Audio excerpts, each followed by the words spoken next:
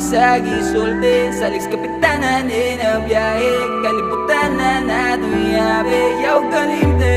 Kung sa rason na buta din Kanindala na di ko pasalig Na puro katawa